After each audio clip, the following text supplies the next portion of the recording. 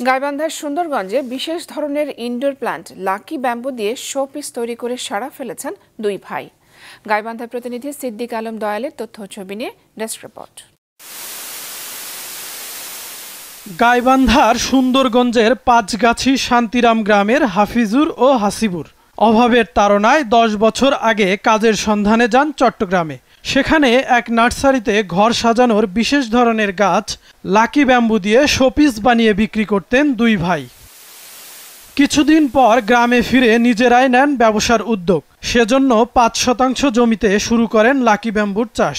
এখন এই গাছ চাষ করছেন 3 বিঘা জমিতে। আমাদের ছেলেরা চাকরির পিছনে না ছুটে বর্তমানে এই লাকি ব্যাম্বু চাষে উদ্যোক্তা। এই উদ্যোক্তায় তারা প্রতি মাসে প্রায় 30 থেকে 50,000 টাকা ইনকাম করে। এখান থেকে অনেক মাল নিয়ে যাইতেছে আর কি, নিয়ে যায়। এখন তারা ভাবতেছে যে আসলে তারা এই চাষগুলো করবে। চারা লাগানোর 3 মাসের মধ্যেই গাছগুলো শোপিস তৈরির উপযোগী হয়। টবেও বিক্রি করা হচ্ছে বনসাই আকারে।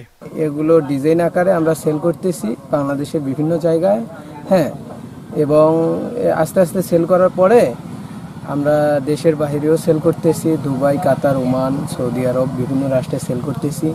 প্রতি মাসে ইনশাল্লাহ ভালো টাকা আসে। আর আমাদের এখানে 5-7 জন লোক কাজ করে। এগুলো আমরা টপে ডিজাইন করে সেট করি, এগুলো আবার মানুষ নিজে ঘরে রাখে। প্রতি পিস লাকি ব্যাম্বু চারা ও টব বিক্রি হচ্ছে প্রকারভেদে 700 থেকে 1000 টাকায়। আয়ের পাশাপাশি গ্রামে তৈরি হয়েছে কর্মসংস্থানের সুযোগ। লাকি ব্যাম্বু দিয়ে 24 স্টিক 3 লেয়ার, 2 লেয়ার এবং 5 লেয়ারের ডিজাইন বানানো হয়।